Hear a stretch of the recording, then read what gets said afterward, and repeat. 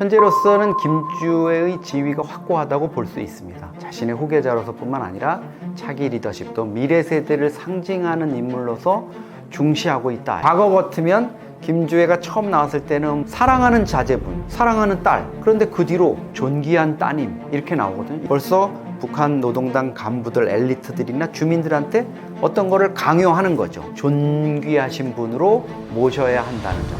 근데 이제 가장 사랑하는 따님이라는 이런 표현을 나온 거, 요거 좀 문구가 아주 미묘합니다. 안녕하세요. 북한 전문 저널리스트 겸 연구자로 활동하고 있는 이영종이라고 합니다. 한국국가전략연구원에서 북한연구센터장을 맡고 있고요. 뉴스핌에서 전문 기자로 지금 활동을 하고 있습니다. 여러분들과 북한에 대한 좀 더 정확한 정보 그리고 깊이 있는 내용으로 만나 뵙고 있습니다. 70%, 80%는 지금 후계자로 사실상 확정적이다 이렇게 말씀드릴 수 있습니다. 최근에는 국정원이 이와 관련한 정보 판단을 하지 않고 있는데요. 작년 7월, 그러니까 한 1년 전에는 국정원이 김주애가 후계자가 유력하다, 그리고 후보군으로서 후계 수업을 받고 있다 이렇게 얘기를 했습니다. 물론 여기에는 김주애의 다른 형제들도 후계 수업을 받고 있는 것 같다 이런 단서가 붙어 있기 때문에 김정은이 막판에 어떤 선택을 할지는 알 수가 없습니다. 그렇지만 중요한 건 현재 시점이기 때문에 현 시점에서는 김주애가 가장 선두주자다, 후계 영순이다 이렇게 볼 수 있습니다. 김여정은 사실 좀 독특한 존재죠. 김정은이 스위스에서 조기 유학을 할 때, 스위스 베른의 국제학교를 다닐 때 김여정도 함께 유학을 했습니다. 그렇기 때문에 아버지 김정일 그리고 엄마인 고용희가 모두 없는 상태에서 10대 시절에 해외에서 같이 공부했다는 거, 이건 아마 두 남매 사이에 끈끈한 정을 맺어준 것 같아요. 그리고 5살 터울인데 김정은이 20살이던 2004년에 엄마 생모인 고용희가 사망을 합니다. 그러니까 어떻게 보면 위에 뭐 정철이라는 오빠가 있기는 하지만 김정은이 사실상 후계자로서 동생 여정을 챙겨온 이런 느낌이 있거든요. 그리고 김여정은 단순히 오빠의 어떤 보좌관으로서의 역할뿐만 아니라 남북 정상회담, 그리고 트럼프와의 2차례에 걸친 정상회담, 그리고 러시아 푸틴과의 만남 등 중요한 자리에서 핵심적인 역할을 하고 있고요. 노동당의 선전선동부 부부장, 그러니까 우리의 차관급에 해당하지만 북한 권력층 고위 인사들 사이에서는 모든 길은 여정동지로 통한다, 그리고 여정동지를 통해야 일이 된다, 이렇게 평가를 받고 있는 상당히 핵심적인 인물이라고 할 수 있습니다. 현재로서는 김주애의 지위가 확고하다고 볼 수 있습니다. 청진에서 북한이 신형 구축함 진수식을 하다가 이제 배가 엎어지는 사고가 났죠. 정말 어처구니 없는 사고인데 김정은이 경로를 했습니다. 그 경로의 상당 부분은 이 돈을 많이 들인 신형 군함을 엎어뜨려 가지고 못 쓰게 만들 뻔한 그런 상황에 대한 어떤 김정은의 분노도 있겠지만은 자기가 제일 사랑하는 또 후계자로서 앞으로 탄탄대로를 깔아주고 싶었던 김주애가 함께 지켜보는 그 면전에서 말할 수 없는 사고가 벌어진 거죠. 그러니까 김정은과 그 핵심 지도부는 이게 단순한 사고가 아니라 북한의 어떤 권위, 또 김정은의 어떤 리더십, 여기에 대한 치명적인 손상이라고 본 겁니다. 그만큼 이제 김주애를 좀 북한 김정은이 중시하고 있다. 자신의 후계자로서 뿐만 아니라 차기 리더십도 미래 세대를 상징하는 인물로서 중시하고 있다, 이렇게 볼 수 있고요. 현재로서는 여러 가지 앞으로 또 김정은도 이제 41살 젊은 나이고 김주애 이제 12살 정도 됐습니다. 어린 나이이기 때문에 아버지도 앞으로 특별한 변고가 없는 한 상당 기간을 통치할 거기 때문에 꽤 오랜 후계 수업 기간을 가질 것 같아요. 그 기간에서 우여곡절이 있을 수 있겠지만 지금 현 상황에서는 김주애의 확고한 지위 당분간은 계속될 것 같습니다. 김주애가 아마 한 20살 정도 되면 북한은 김주애를 후계자로 공식화하기 위한 이런 작업을 벌일 겁니다. 사실 김정은의 아버지인 김정일 국방위원장도 74년에 아주 어린 나이에 그 노동당 전원회의라는 데서 후계자로 내정이 됐습니다. 그리고 80년 북한의 6차 당대회에서 후계자로 공식 선출이 되죠. 그리고 그로부터도 94년에 아버지인 김일성 주석이 사망을 했으니까 그로부터도 14년을 더 후계 수업. 그러니까 김일성하고 김정일 공동정권이라는 말이 나올 정도로 오랜 기간 리더십 훈련을 받은 다음에 이제 권력을 넘겨받았거든요. 그런데 김정은의 경우에는 아버지 김정일 국방위원장이 뭐 17년간 이렇게 통치를 하는데 사실은 김정일로서는 야, 이게 3대 세습까지 해야 되나 말아야 되나 이런 갈등하는 상황도 있었던 것 같아요. 그러나 결국은 권력이라는 게 다른 사람에게 나눠졌다가는 자기 그동안 세습 권력이 또 자기 자녀들의 안전이 보장되기 어렵다 이런 생각을 한 것 같습니다. 그래서 결국 막판에 믿을 건 핏줄 뿐 이래가지고 본인이 이제 스트로크가 와가지고 뭐 순환기 계통에 이상이 오고 이랬는데 한 6개월 만에 복귀하자마자 막내인 김정은을 후계자로 삼았지 않습니까? 그러니까 이제 그 김정은 입장에서는 자기가 너무 짧은 후계 수업을 받다 보니까 사실 힘들었을 겁니다. 그리고 권력을 아버지가 이제 2011년 12월에 사망을 하면서 권력을 넘겨받았지만 그때 나이 27살이었어요. 그러니까 노동당과 군부의 그 노회한 고위 간부들이 아마 무서웠을 겁니다. 자기를 호시탐탐 내 자리를 노리고 있지 않나. 그러다 보니까 본격적으로 집권한 이듬해인 2013년 12월에 고모부 장성택, 아버지가 후견으로 지명해 준 사람까지 무참히 처형을 하잖아요. 권력에 대한 도전을 했다 이런 이유로. 그 정도 극단의 어떤 처방을 써야 될 정도로 권력을 다지는데 여러 가지 어려움이 있었다고 생각이 됩니다. 그러니까 김정은으로서는 지금 무슨 생각을 하겠습니까? 우리 딸한테만큼은 나의 후계자만큼은 좀 오래 이렇게 수업을 시켜서 일찌감치 교육을 시켜서 안정적으로 이 정권, 김정은으로 말하면 이건 가업이거든요. 패밀리 비즈니스 아닙니까? 그러니까 이거를 원만하게 이어나갈 수 있는데 정말 전력 투구를 할 겁니다. 김주애의 엄마인 이설주, 김정은의 부인이죠. 지난해 1월 이후에 지금 1년 반이 넘도록 공개석상에 나오지 않고 있습니다.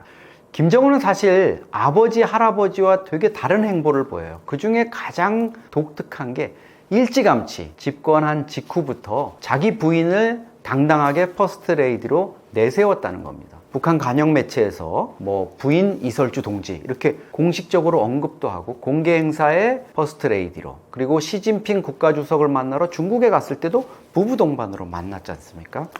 그런데 2022년 11월 딸 주애를 등장시킨 이후로 이설주의 존재가 점점 희미해졌어요. 그리고 이설주가 그동안에 장기 공백을 보인 적이 있었습니다. 몇 달만, 6개월 하면. 근데 그때는 대개가 출산 때문이었어요. 아기를 낳고 심지어 뭐 이렇게 임신해서 배가 부른 상태로 나왔다가 몇 개월 사라졌는데 대북 첩보 당국이 뭐 자녀를 낳았다더라 이렇게 나왔는데 1년 6개월이라는 기간은 출산을 고려해도 너무 장기 기간이 아닌가 이런 생각이 드는 거죠. 그래서 이게 어떤 다른 요인보다도 딸 김주애를 후계자로 내세우기 위한 어떤 전략적 판단이 깔려 있는 거다 이렇게 봅니다. 이런 거죠. 엄마 이설주가 나오고 딸인 김주애가 거기 나와 있으면 주애는 아버지 김정은, 엄마 이설주를 따라 나온 어린애에 불과합니다. 첫 등장이 그랬죠. 무슨 꽃갈신 같은 거 신고 위에 애들 아동복 같은 파카 입고 아빠 따라서 이렇게 쫄쫄쫄쫄 따라다니는 이런 아이였지 않습니까? 근데 지금은 어떻습니까? 마치 한 20살 이상 되는 성인인 것처럼, 나이는 12살밖에 안 됐지만 뭐 머리, 헤어스타일이라든가 옷이라든가 이런 것들을 아주 성숙하게, 구두도 마찬가지입니다. 키높이 구두까지 신고 이렇게 나와서 그런 모습을 연출하고 있는데 그 자리에 엄마인 이설주가 더 성숙된 모습으로 나와 있으면 주에는 더 이상 후계자로서의 어떤 이런 것보다는 그냥 어린 딸 정도로만 치부될 수밖에 없습니다. 아마 이런 점을 의식해서 노동당 선전선동부라든가 여러 가지 뭐 서기실이라든가 이런 핵심 그 전략가들이 부인 이설주 동지는 좀 빠져 있어야 되겠습니다. 일단 주애를 좀 띄워서 자리를 잡은 다음에 생각해 봅시다. 김정은도 아마 그런 판단에 동의를 한 것 같습니다. 풀리지 않는 수수께끼입니다. 사실 우리가 후계자를 뭐 일찍 정하면 좋겠다 이렇게는 생각은 하지만 아무리 그래도 9살짜리 딸애를 데리고 나와서 12살짜리 애를 무슨 열병식에 또 군인들이 와가지고 군 고위장성들이 설명하고 이러는 거 좀 넌센스죠. 그래서 저희도 사실 처음에는 김주애를 미래 세대를 상징하는 어떤 그런 인물로 내세워서 좀 뭐 북한의 어떤 김정은의 미래라든가 이런 것들을 보여주려는 건 아니냐. 또 더 뭐 좀 낮은 단계에서 생각해 보면 딸바보인 김정은의 어떤 딸자랑 수준 아니냐 이렇게 생각했는데 지금은 이제 북한의 상당히 좀 전략적인 고차원적인 이런 것들이 읽혀지기는 합니다. 아마도 오랜 기간 김주애를 내세워 가지고 권력 후계자로 자리 잡기 위한 부분도 있고요. 이 과정에서 주민들이나 또 엘리트 고위 간부들 사이에서 반발이 당연히 있을 수 있을 겁니다. 아니 저 어린애를 가지고 무슨 존경하는 자제분이니 하면서 군 장성들 노동당 간부들이 그 앞에서 쩔쩔매고 야 이거 정상이냐? 이렇게 생각하는 사람들이 있을 거거든요. 그렇기 때문에 작년 또 올 초까지만 봐도 김주애가 한동안 공석에 나오지 않는 경우도 많았고 또 더 웃기는 건 아버지를 따라서 분명히 나왔는데 또 북한 매체에서 한마디도 그거와 관련해 언급을 안 하는 적도 있었습니다. 그러니까 어떤 선전선동 전략 차원에서 그런 노출 빈도라든가 또 찬양하는 억구를 어떻게 할 것인가 이런 것들을 조절하고 있는 거죠. 지난번 5월 달에 러시아 전승절을 맞아서 김정은이 평양에 있는 러시아 대사관을 방문할 때 김주애를 함께 데리고 갔습니다. 이거는 상당한 의미가 있다고 봐야 됩니다. 왜냐하면 대외 활동, 외교 활동의 일환을 하는 자리에 딸을 데리고 갔다는 건 적어도 이거를 좀 공식화하기 위한 이런 움직임이 있었고요. 당시 이제 북한 매체에서 김주애를 가장 사랑하는 따님이라고 이렇게 얘기를 했어요. 그러니까 과거 같으면 김주애가 처음 나왔을 때는 뭐 사랑하는 자제분, 이거 김정은의 시각에서 볼 수 있는 거죠. 사랑하는 딸. 그런데 그 뒤로 존귀한 따님 이렇게 나오거든요. 이건 김정은의 시각이 아니라 벌써 북한 노동당 간부들, 엘리트들이나 주민들한테 어떤 거를 강요하는 거죠. 존귀하신 분으로 모셔야 한다는 점을. 근데 이제 가장 사랑하는 따님이라는 이런 표현을 나온 거, 요거 좀 문구가 좀 아주 미묘합니다. 그러면 여러 김정은의 딸들 중에, 복수의 딸 중에 가장 사랑한다는 의미인지, 뭐 아들, 딸이 있는데 그래도 얘가 제일 낫다고 이렇게 하는 건지, 어떤 그런 지위를 진짜 부여하려고 이런 표현을 쓰는 건지, 이런 부분들은 앞으로 조금 더 지켜봐야 될 것 같습니다. 정상회담은요, 대한민국의 대통령이라면 놓칠 수 없는 유혹입니다. 이건 결코 이 유혹을 넘어설 수 있는 정치인 또 대통령은 없다고 생각하거든요. 김영삼 대통령, 김일성하고 제일 먼저 정상회담에 합의했잖아요. 김일성이 죽는 바람에 무산이 됐죠. 두고두고 아쉬워했지 않습니까? 아마 그때 성사가 됐다면 첫 남북 정상회담을 보수 성향의 정부가 하는 그런 기록을 남겼을 거예요. 근데 이제 행운의 여신은 김대중 대통령을 향했고 결국 이제 김정일 국방위원장하고 최초의 정상회담, 거기에 대해서는 역사적인 정상회담, 남북 정상회담, 역사적인이라는 이런 표현을 쓰는 거에 대해서 누구도 부인을 안 하잖아요. 왜냐? 만남 자체가 의미가 있는 거였으니까.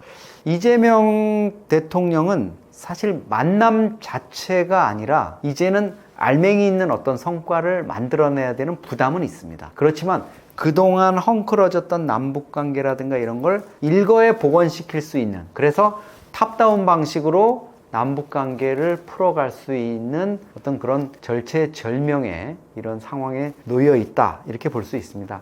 물론 이재명 대통령하고 김정은 국무위원장은 중대한 불일치를 맞이하게 될 거예요. 그 중대한 불일치는 뭐냐면 이재명 대통령은 김정은과 남북관계와 관련한 현안을 논의하고 싶을 겁니다. 그런데 북한의 지도자들은 전통적으로 미국, 워싱턴을 가기 위해서 들려야 되는 정거장으로 서울을 생각해 온 거죠. 그러다 보니까 같이 남북정상회담장에 마주 앉아 있지만 생각이 김정은의 경우엔 딴 데가 있을 수 있어요. 과거에 남북정상회담을 하면서도 김정은의 마음은 어디에 가 있었습니까? 트럼프하고 만나는데 이미 가 있었잖아요. 그래서 나중에 김정은이 트럼프한테 이렇게 보낸 편지, 친서가 공개된 거에 보면 저 성가신 한국 대통령 문재인은 좀 빼고 만나자. 뭐 이런 식으로 표현해 놓은 게 이제 드러났지 않습니까? 그게 이제 북한의 본심이죠. 그렇지만 어쨌든 상황이 된다면 현재로서는 좀 여러 가지 어려움이 있지만 이재명 대통령은 분명히 김정은과 만나게 될 거고요. 그 부분에 있어서 저는 가능성 부분은 이재명 대통령의 의지에 달려 있다고 봅니다. 어떤 식으로든지 최고 지도자가 결심을 해서 이행을 하려는 거. 그렇게 된다면 뭐 이제 그 이종석 국정원장, 지금 이제 뭐 청문회를 뭐 하고 있습니다만, 이종석 국정원장은 이재명 방북을 성사시키기 위해서 아마 전력 투구할 거라고 봅니다.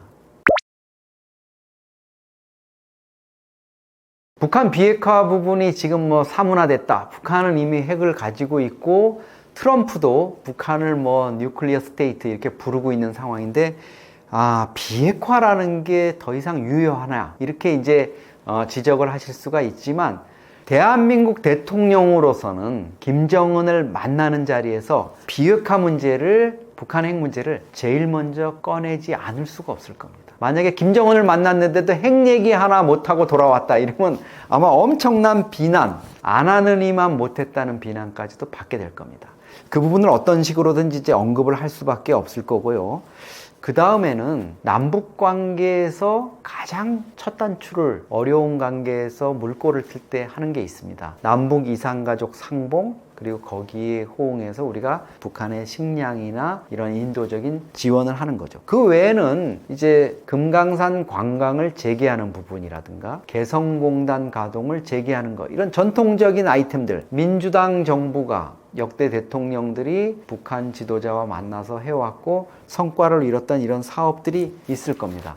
근데 한 가지 안타까운 건 이산가족 상봉이 첫 그 관문을 여는 키가 돼야 될 텐데 이게 좀 쉽지 않을 거라는 거죠. 김정은 입장에서는 대남 적대, 뭐 남북은 다른 민족이다, 대한민국 족속들은 뭐 제거해야 될 대상이다, 제1의 주적이다, 이렇게 얘기해 왔는데, 이산상봉을 덜컥 받아서 금강산 면에서든 서울 평양에서 헤어졌던 부모, 자식, 형제들이 만나가지고 우리는 한민족입니다, 뭐 남북 통일 얘기하고 이러면 김정은 입장에서는 자기 부정이 되는 거죠. 물론 북미 관계의 진전이라든가 이런 걸 위해서 어쩔 수 없이 김정은이 남북 관계 적대 노선을 전술적으로라도 전환해야 된다면 그런 과정에서는 좀 순풍을 탈 수 있는 요소가 있겠지만, 이산상봉이라든가 여러 가지 부분에서 좀 어려움이 있기 때문에 이재명 대통령이 남북 정상회담에 대해서 어떤 강한 의지라든가 이런 걸 갖고 실행하는 과정에서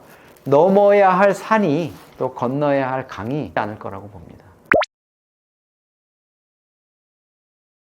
북한의 그 권력 변동에 대해서는 뭐 역대 정부, 어느 정부든 다 주시를 하고 있죠. 근데 이제 이재명 정부 입장에서는 북한의 어떤 세습 체제라든가 이런 부분에 대해서 윤석열 정부라든가 보수 정부처럼 다이렉트로, 직접적으로 그런 부분을 언급하는 걸 아마 좀 자제를 할 거예요. 회피를 할 겁니다. 역대 국정원, 국회 정보위라든가 또 국정원장의 어떤 공개적인 발언을 할 때 그 정부가 보수 성향이냐 진보 성향이냐 이거를 판가름하는 중요한 기준이 있습니다. 김정은의 건강 문제에 대해서 얘기를 하면은 그건 보수 정부고요. 김정은의 건강 문제에 대해서, 그 문제에 대해서는 상대방이 있는 문제이기 때문에, 또 대화의 상대방이기 때문에 언급하는 것은 적절치 않다고 생각합니다. 이렇게 얘기하면 그거는 약간 진보 성향, 이런 정부라고 보면 됩니다. 그만큼 역대 이제 민주당 정부에서는 사실 북한 김정은의 어떤 가족 관계라든가 뭐 병력이라든가 세습 문제에 대한 비판이라든가 이런 부분을 남북 관계의 발전이라는 측면, 뭐 이런 측면에서 좀 언급하는 걸 자제해 왔죠. 그래서 이제 보수 성향의 인사라든가 단체 그룹으로부터 또 반대측에 있는 당으로부터 많은 비난을 받은 것도 사실인데요. 그거는 사실 그 정부가 자기를 뽑아준 이제 지지층이라든가 또 자기들이 추구하는 어떤 정책적인 철학, 또 대북 정책의 어떤 노선, 이런 거에 뭐 맞춰서 가는 부분이라고 생각합니다. 본질적으로 민주당이든 또 국민의힘이든 뭐 보수든 진보든 북한 체제에 대한 어떤 비판, 이런 부분은 이제 저는 본질적인 건 크게 다르지 않을 거라고 봐요. 특히 김정은이 최근 들어서 이제 대남 적대 노선이라든가 이런 걸 노골적으로 밝히면서 우리 사회의 그 건강한 젊은 층을 중심으로 해서 북한 체제에 대한 또 반감, 경계심, 이런 것들이 높아진 거는 사실입니다.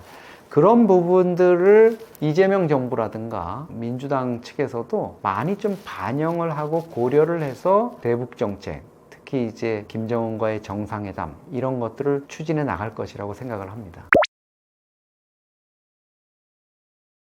기본적으로 북한의 급변 사태에 대비한 우리 정부의 계획이 있고, 한미 연합 전력이 어떻게 대응할 건지에 대한 컨틴전시 플랜이 만들어져 있습니다. 그리고 미국 정부도 또 미군도 물론 자신들이 독자적으로 생각하는 한반도 유사시의 시나리오가 있을 겁니다. 이재명 정부는 북한 체제의 붕괴라든가 북한 체제와의 어떤 대결, 대치, 이런 부분을 추구하지 않는다는 부분을 분명히 하고 있습니다. 그리고 평화를 위한 어떤 남북 관계의 진전, 교류, 그리고 대화, 당국 간 대화죠. 이런 부분을 이제 주력을 하고 있기 때문에 아마도 북한의 어떤 급변 사태라든가, 특히 뭐 북한에서의 민중봉기, 또 군부에 의한 쿠데타, 이런 부분은 좀 부정적으로 보고 있을 거예요.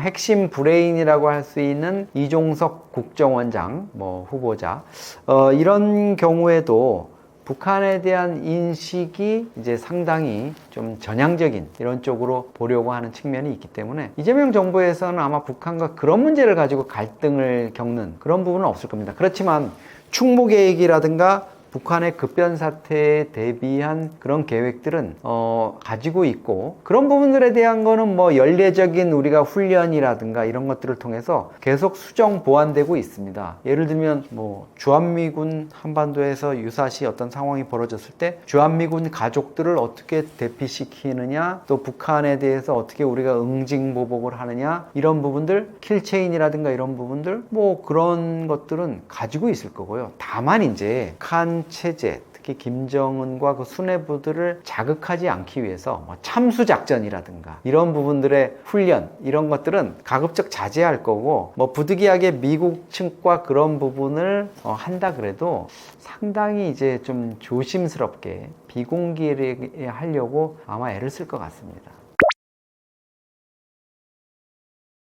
이재명 대통령이 사실 평양냉면을 많이 먹고 싶어 하죠. 과거에 그 평양을 방문한 적이 있어요. 이재명 대통령이. 당시에 이제 그 시민단체들과 함께 갔는데 아마도 성남 지역에서 변호사 활동을 하던 이렇게 좀 자유로운 몸이었던 것 같습니다. 근데 평양에 가면 당연히 대동강변에 있는 그 옥류관에서 평양냉면을 그 오리지널로 맛봐야 되거든요. 저도 이제 갈 때마다 먹는데 우리 여기서 먹는 것보다 닝닝하고 이러지만 그 이상하게 또 오리지널의 그런 매력이 있습니다. 근데 이재명 대통령은 당시에 무슨 이유인지 모르겠는데 그 평양냉면을 먹지 못했다 그래요. 그래서 다시 평양에 가게 된다면 꼭 평양냉면을 먹겠다, 이렇게 이제 입장을 밝혀왔습니다. 과거에 문재인 대통령은 판문점에서 회담을 하면서 김정은이 평양에서 공수해온 그 냉면을 이제 같이 먹은 적이 있죠. 평양냉면이라는 게 결국은 평양을 방문해서 북한 최고 지도자와 분위기가 좋아야 냉면도 먹는 거 아닙니까? 과거에 여러분 기억하시지만 남북 관계 조금 어색하고 이럴 때 문재인 대통령이 2018년 9월에 방북했을 때 북한의 이선권이라는 그 대남 강령파 군부 출신 인사가 우리 이재용 삼성전자 회장이라든가 다른 재벌 총수들이 냉면 먹는데 냉면이 목구멍으로 넘어갑니까? 이런 완전히 그 망발을 했죠. 그러니까 이 냉면이라는 게 마음이 편해야, 분위기가 좋아야 이제 화기애애한 분위기에서 먹을 수 있다고 이렇게 생각을 합니다.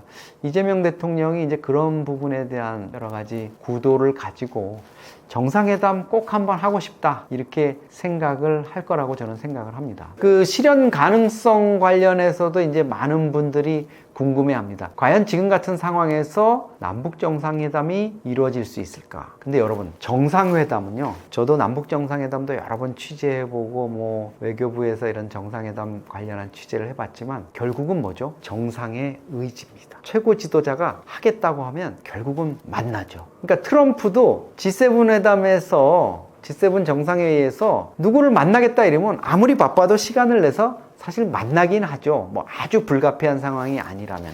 그리고 그 참모들은 누구보다도 대통령 또 최고 지도자의 뜻을 잘 알고 있습니다. 그러니까 이재명 대통령이 나는 임기 중에 김정은과 반드시 정상회담을 한번 하겠다 하면 결국은 만나게 될 겁니다.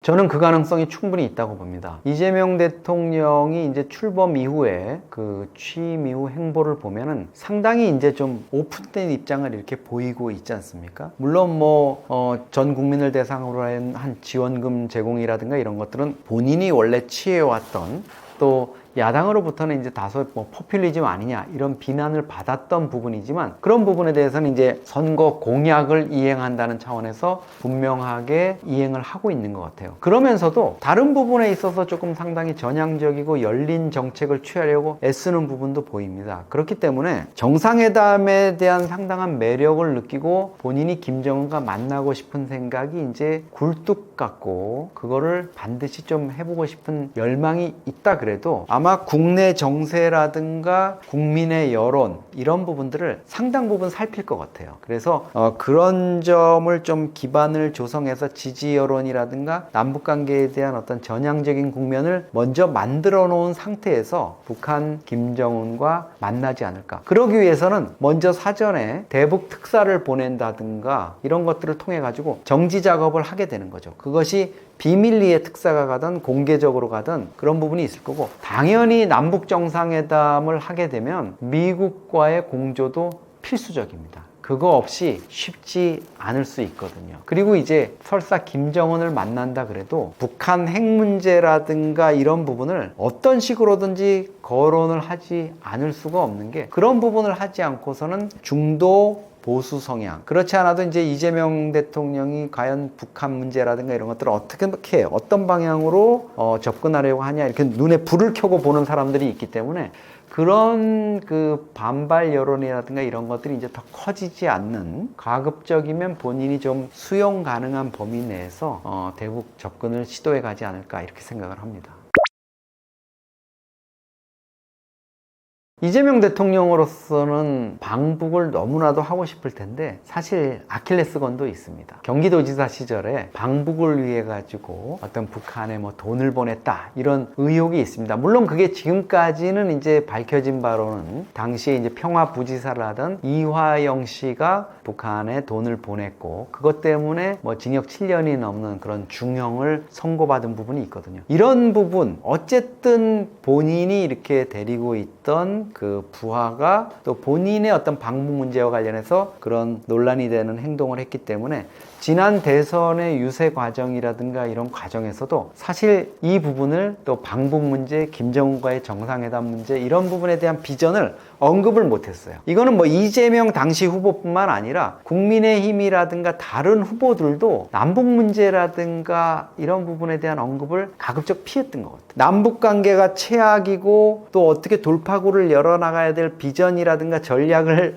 얘기하기가 어려운 상황이니까 그건 얘기해봤자 본전도 못 찾는 부분이었던 것 같아요. 근데 이제 이재명 후보가 이제는 대통령이 됐기 때문에 사실은 방북 대가 부분이라든가 이런 부분을 이제는 어떤 식으로든지 정면 돌파를 할 수밖에 없는 이런 상황에 놓여지게 됐습니다. 그래서 여러 가지 부담이 있고 그런 부분이 좀 깨름직한 부분이 있겠지만은 결국은 이제 본인의 의지 그리고 남북 관계라든가 이런 한반도 주변의 정세 그다음에 북미 관계라든가 또 북한이 대미, 대러, 대중 전략을 어떻게 가져갈 건가. 그리고 제일 중요한 거는 김정은이 대남 인식이라든가 대남 정책에서 어떤 조금 변동이 있어야 되겠죠. 전향적인 또 남측하고 뭔가 대화를 하고 이걸 좀 누그러뜨지 않고서는 다른 미국과의 관계라든가 자신의 어떤 체제에 어떤 도움이 될 만한 이런 외교 관계 이런 것들을 수행하기가 어렵겠다 이렇게 판단된다면 김정은도 그런 부분에 나올 텐데 그 기회를 낚아채야 됐다는 거죠. 아마 그런 구체적인 전략이나 이런 부분은 과거에